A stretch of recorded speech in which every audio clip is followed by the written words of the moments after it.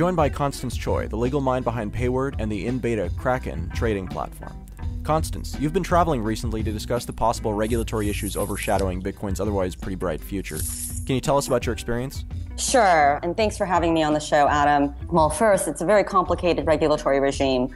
But second, just how much businesses are now scrambling in the light of the recent guidance to really understand how these regulations apply to their businesses. We just came from the Bitcoin 2013 conference in San Jose, and the regulatory issues were on everyone's lips. You see regulators struggling with where to put us. You see businesses understanding how regulators understand us. And there's just a lot of uncertainty. The one good thing about the guidance that came out is that it actually does provide a good roadmap. And it also says, for right now, this is what the state of the law is. I think that eventually the guidance and the scope of the guidance will have to be clarified, and it may be challenged either under a petition for rulemaking or even a suit challenging the scope under the Administrative Protection Act. But for right now, Vincent has said, this is how we understand Bitcoin to work. The feds are definitely paying attention now to how this applies to Bitcoin, and they're actively enforcing. So at least for Bitcoin businesses, it's really, really important now that they cannot operate under the shadow of the law anymore, that this is not something that's going to fly under the radar by regulators. I just came back from a meeting in Washington with Treasury. The reaction there was actually surprising. On one hand, they did toe the party line. They defended the guidance. And on the other, they were willing to listen. And it was very interesting because one question that seemed to come up over and over again from Treasury was, why are all of these emerging payment systems now coming out? And why is the existing system not sufficient? And so there seems to be actually a genuine question over there about what Bitcoin can do. And I think that reflects a kind of a fundamental disconnect between the innovations that Bitcoin can offer and the traditional old guard in Treasury. From your conversations, it seemed like Treasury just genuinely didn't understand why this was even an appealing option. They seem to question whether, what benefits it would offer over existing technologies. I see Bitcoin as having enormous potential. I mean, we're talking about frictionless transactions. We're talking about secure, instantaneous global exchange. And this is technology that is in existence that can help right now. And right. Banks just don't operate that way. If you want to send a wire from here to abroad, you have to take your little paper IOU, take it to the bank. The bank will enter it into a system. Then it hops through several intermediaries, each of which takes a slice of your money along the way, only to arrive days later in a different bank where they enter it into their system and release them as IOUs on their end. So you can see how with technology that Bitcoin offers and the protocol offers, you can instantly send it without any intermediaries. Just from a technology perspective, this is very, very new and very exciting. And I think that the regulators are struggling how to fit that within a traditional regulatory framework that didn't really take into account this kind of technology. So your impression is that genuinely they're trying to work with the community to, more than anything, to understand what it is that they're looking at so that then they can try to fit it into one of the boxes that they already have prescribed. Is that right? I think that they try to understand it in order to know how to regulate it. I think that, it's really up to us at this point to make this ecosystem survive. Washington is not going to make special rules for us, and there's a deep entrenchment there. The laws favor the incumbents. So it's up to us really to survive in this regulatory climate, to prove to regulators that we can be a legitimate part of the global currency flow. If we want widespread adoption, which I think anyone who's a believer wants, we're going to have to take our businesses and our practices from outside the shadow of the law into the light. The more that we can portray ourselves as legitimate business partners and responsible citizens, I think the better off that we'll be. Last month, Mt. Gox got in some trouble with the Department of Homeland Security because of a form that was filed 3 years ago. At the time the form was filed, it doesn't appear they were actually out of compliance. It's only after this recent guidance has been issued that then they were able to go back and say, okay, well, this form that was submitted that said that they were not a money transmitter at this point 3 years ago. Actually, now that has changed. And so there have been actions that have been taken that don't seem to have had any warnings preceded them before those actions were taken. Payward is starting an exchange that is going to operate in the United States in this kind of uncertain regulatory environment that we have, where we have guidance, but we don't have rules, and the guidance is kind of subject to change. Why is that something that your company felt important to take on, and what are kind of the risks and rewards of doing it? Just to go back to your question about Mt. Gox, the law imputes responsibility regardless of whether you knew you had to follow the law or not. So FinCEN's position is that the guidance is a clarification of laws that were already in existence. And, we've heard from our contacts on the ground that, FinCEN regulators are saying, we don't understand why everyone's so up in arms over this guidance. The statute itself says this. Their position is that the guidance is not new, but rather clarification of existing law. And in terms of Mt. Gox, the moment they started doing currency exchange and money transmission, it was upon them, especially after the FinCEN guidance came out, to go back to their banks and clarify exactly what their services are doing under the law. In terms of the challenges that we're experiencing now, we're at a very critical moment. Bitcoin is gaining traction. Ordinary people, in the past, Bitcoin has been more of a fringe or technologist outlier, and now it's entering the mainstream. You have articles in the Wall Street Journals and Forbes and The Atlantic about Bitcoin. People are talking about it on CNN. I think that there is a real need here to have a legitimate ecosystem. In the United States, it's one of the biggest markets right now. A great majority of the users are here in the United States at this time. There is a need here for a fully compliant, secure, US-based exchange. And you're right, it is very difficult to do it in this climate. And you're right that FinCEN can come back later and say, no, we actually meant this. They're going to have to come back because the guidance is rather overbroad. But in the meantime, we actually have far more fixed signals from FinCEN. We know that they understand Bitcoin to be like cash or like money. We know that they are starting enforcement actions. So we know right now that if you want to operate in the United States, not only that, if you want to service U.S. customers, you have to be following the BSA. And what that means is you need to register as a money services business. It means if you are accepting USD for Bitcoins, if you are transferring Bitcoins to other people's accounts, you're a money transmitter under the current state of the law, and that requires you to register with FinCEN as a money services business and also to register in all 50 states, in each state that you do business. And this is whether you are a US-based company or you're a foreign company. A foreign exchange who directs their activities and services to US customers also need to be following this law.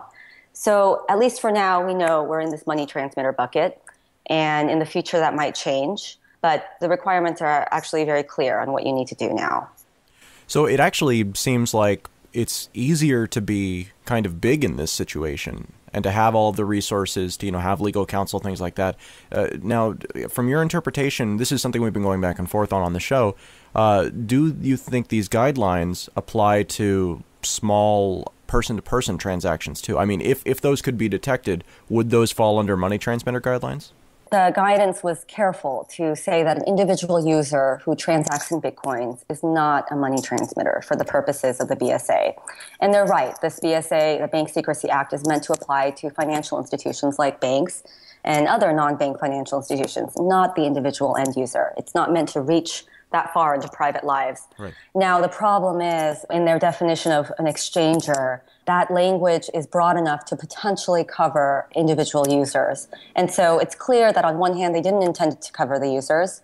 On the other, the guidance is, in terms of how they define an exchanger and those activities, it could be read to read upon a user's action. So they're going to have to come back and explain that. But I think that it's clear from the guidance that they really didn't intend person-to-person transactions to be regulated at the institutional level. EasyDNS is a DNS provider and domain registrar that shares your values: flexibility, free speech, and control without lock-in. EasyDNS helps you meet your individual needs as the Swiss Army knife for domain names since 1998. Outspoken critics of SOPA and CISPA, EasyDNS was an early supporter of Bitcoin, which fits well with our values and those of our customers. Please support our sponsor and get a 13% discount when you pay with Bitcoin. Learn more at easycoin.com. You're listening to Let's Talk Bitcoin, the premier audiocast providing news and insights that cover the rapidly evolving world of digital money. Our twice-weekly shows include analysis of late-breaking news, updates on key technical, business, and regulatory issues, and in-depth interviews with the key people driving the new digital economy. Let's Talk Bitcoin offers sponsors an attractive way to reach a targeted and savvy audience. For more information, email sponsors@letstalkbitcoin.com. So now we've talked about regulation in general, but there are two kind of camps when it comes to Bitcoin businesses on this particular topic. There are companies like Payward who think, this is good and we should engage in this process because by participating in the process, we can help make it less onerous and frankly better for everyone involved. And then on the other side, there are groups that basically view any sort of participation in the system as validating the system. I mean, it might be that by participating, you acknowledge that they actually have the right to be regulating this when previously people, there was an understanding among some parts of the community that this was not something that would really be regulated by any national government. How do you reconcile those two sides? I mean, is that even a tenable position to take, that this is something that won't be regulated, can't be regulated, we shouldn't participate in regulation? I'm absolutely sympathetic to the principle of privacy and anonymity for that sake. To remain anonymous is a matter of principle rather than because you're trying to hide illicit activities. Right. I'm an alum of the Electronic Frontier Foundation. I come from a deep privacy background. And on a personal level, that's incredibly important to me. But I think that it is a bit naive to think that you can run a legitimate business that handles millions or possibly billions of dollars that enter the global currency flow without some sort of oversight. And I understand on the government side, if there was a company operating that took millions and billions of dollars from people, I would want somebody to be enforcing some sort of reasonable rule on how they should operate and what kind of duty they owe to their own customers, to the public. It's a balancing act. The law is difficult because it has to do that balancing act, and it definitely doesn't do it perfectly. One small comfort we can take out of the regulation is that Treasury and FinCEN have legitimized Bitcoin as a medium of exchange. They're saying, we recognize that this has value, and we're recognizing that this can be used as a global medium of exchange. Now, they're saying, if you want to be a partner in global exchange, you need to have a certain kind of responsibility to make sure you are not financing terrorists and you're not allowing illicit financial crimes.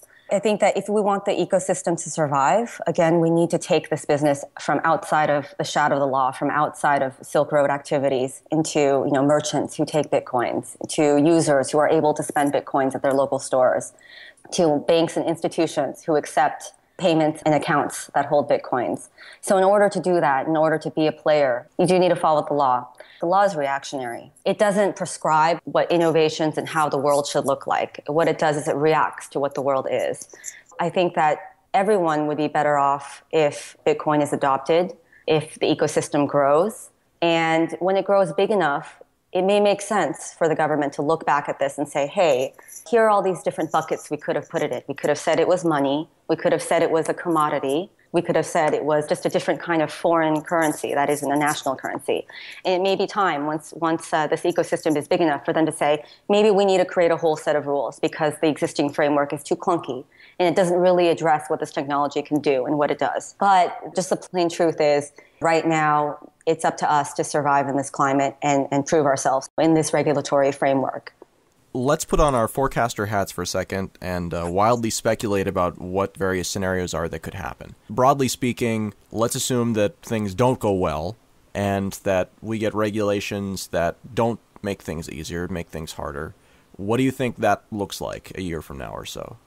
It's very hard to tell. It's hard to tell how the regulators will react. And I think that we're going to see a lot of businesses who are operating illegally get shut down. We're going to see funds getting seized. I think that the people who will survive this process and the businesses that will survive this process are the ones that are able to be able to comply with the requirements. They might come back and and say, Bitcoin is too disruptive to the global currency flow, and they may try to shut it down. But that's the beauty of the system. It's a totally decentralized network. And unless they shut the internet down, they really couldn't shut Bitcoin down. So I think it's important to note that a lot of the regulatory climate, the issues that we've been talking about, are limited to the United States. So as we've talked to regulators in Europe, as we've talked to our contacts abroad, the reception there is much different. I think it's right when Forbes writes that Europe is about 5 years ahead of the United States in payments innovations. I think that maybe Bitcoin will flourish elsewhere if the United States started repressing it here, if they outlawed it here. I think Bitcoin as a technology, Bitcoin as a medium of exchange will survive. It'll be very interesting to see what happens in the year. I think worst case scenario, countries start outlawing it outright. They try to suppress it, but it will survive in pockets. Do you think that that's a legitimate thing that could be tried? I mean, I know you just said that it wouldn't work necessarily, but do you think, based on the conversations that you've had so far, which I realize are totally preliminary, that's something that is even on the table at this point? Or are we just more, it's a question of how we regulate it? I don't think anyone is discussing totally outlawing Bitcoin right now. I mean, if that's a fear that's going around in the community, I think that is unfounded. Our signals from Treasury have been, we are neutral on Bitcoin. And, clearly they want to regulate it. Clearly they want to fit it in one of their boxes so that they can say, this is how we think, it should be governed under the existing law. But I think this goes back to, should we work within the system or should we work without the system? I think that if we work in the shadow of the system, if we continue to fly in the face of regulators, if we continue to open up illegal exchanges, close down shop, open up another illegal exchange, I think that's where you'll see pushback. If we're not following anti-money laundering laws, if we're not making sure that our customers are not persons who are well-known terrorists, that will be a reason to shut us down. I think that the more we allow our ecosystem to grow while engaging the lawmakers in dialogue and making sure that sensible policies come out of Washington as we grow as an industry, that's going to be the best way to ensure our survival. Let's assume for a second that all of your efforts over, the next year work and that you get everything you want from the regulatory side of it and they basically are helpful. So what does that look like in this scenario? What is a helpful regulatory environment from your perspective? It's all speculation at this point, but in the future, I think that this technology offers benefits that even people from the old guard recognize. When I went into that room and a woman said, everything is, this was a representative from FinCEN. She said, I do all my banking online. I'm pretty happy with it. I don't see what the problem is. It described all the different hops that money would take to get from one end of the globe to another. And then I just said, just imagine you have a wallet on your phone. I have a wallet on my phone. I can send you money and it will be in your account instantaneously and nobody will have taken a cut along the way. And, their eyes popped open when they just realized that in simple terms. This is just a much more efficient way of exchanging money across the globe.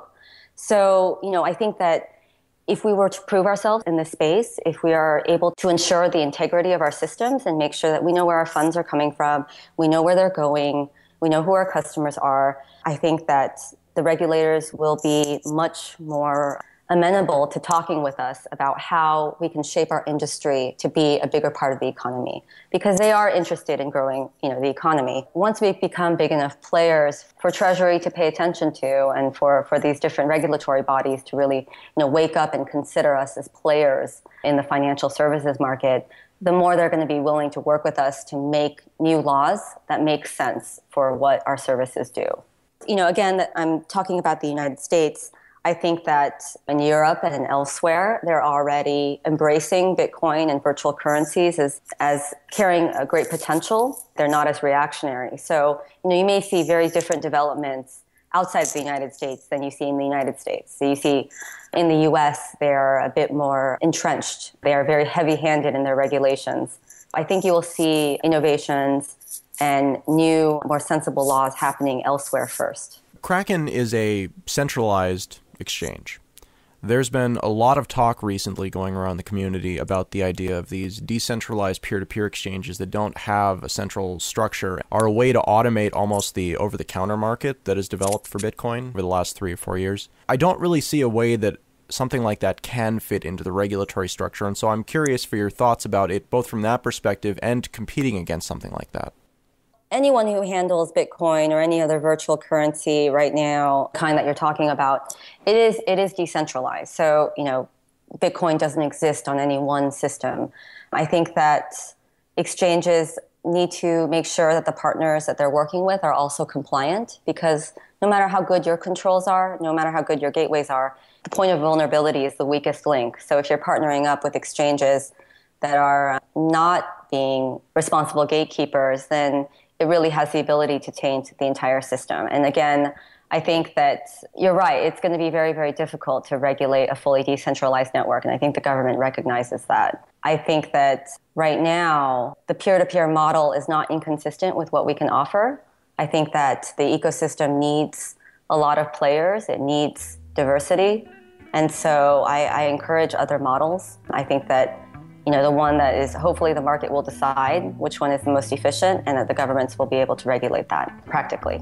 Constance, thank you very much for your time. Thank you, Adam. It was a pleasure.